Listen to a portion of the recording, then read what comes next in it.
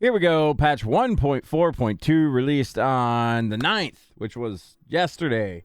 But it's 3 a.m., so it was only 3 hours ago. Anyway, the patch came out yesterday, 1.4.2. Let's go over it, see exactly what we have in and not have in. The Pit got some changes yesterday, some very exciting changes for a lot of hardcore players in particular. Let's dive in. See what we got.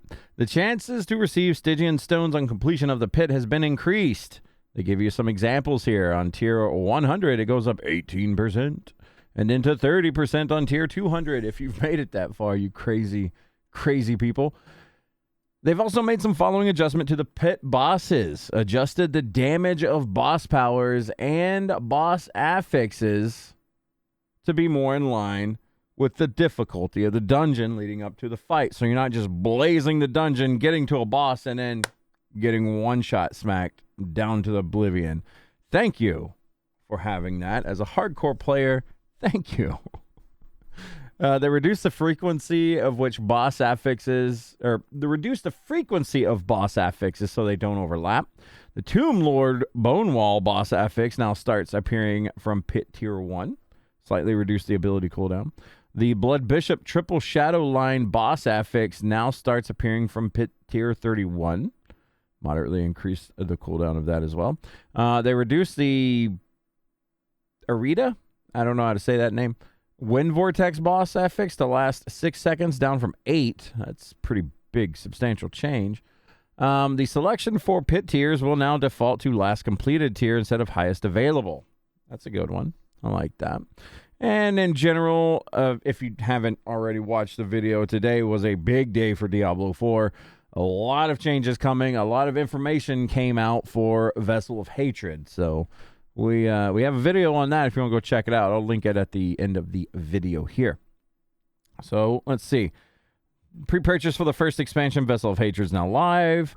Pets are now available in the game. You can get pets to go pick up your gold and everything else. Tempering manuals on the ground now have their tooltip name reduced to start with manual to quickly distinguish what item it is. Duplicate or obsolete tempering manuals. Manuals the player has already unlocked or has a higher... Oh my god. They no longer drop duplicates of temper manuals. All right. That's good. Completing the capstone dungeon will now grant a nightmare dungeon sigil. Okay. We had some bug fixes here. Something with screen reader, something else with screen reader, something else, and something else with screen reader.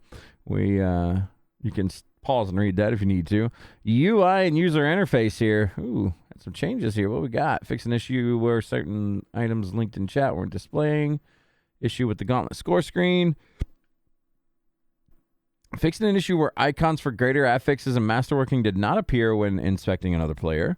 Ooh. I'm not going to go through each and every one of these. As you know, if you've kept up with our history of the patch notes, I kind of just touch on some of the bug fixes and whatnot. If it's an important one that I recognize, we'll read it out and talk about it. Fixed an issue where the effect denoting active hell tides in the map could malfunction if the player was in a dungeon when a new hell tide began. Huh, that's nice. Fix an issue where the cursed chest event in Domahim tunnels could fail to complete if the last enemy was killed right as the timer expired. What an interesting bug. The timing of that. What an interesting bug. Now, if I'm not mistaken, the biggest change that they did was to the grandfather. Where's it at? I think it's right here. Yes. All right. The grandfather ignores durability loss. This affix can now no longer roll as a greater affix or be upgraded via masterworking.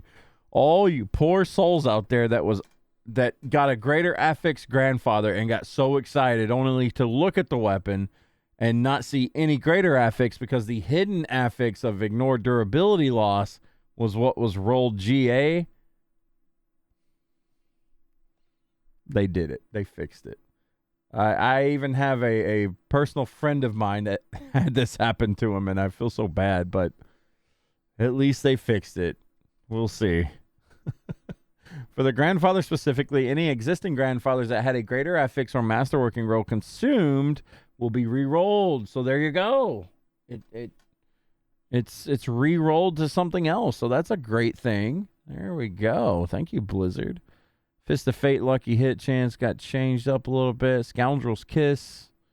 What else we got here? Legacy fixes for items. Miscellaneous. Fixed an issue where players lost resplendent sparks upon seasonal migration. Interesting. I mean, I don't really play on Eternal, so that's something good for them, though.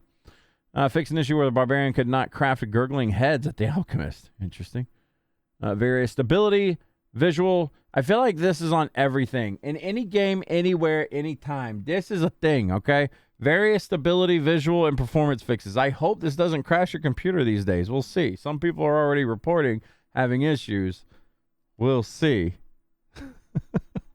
Anyway, this is a pretty good patch. It's I believe it's released as of today or yesterday, right?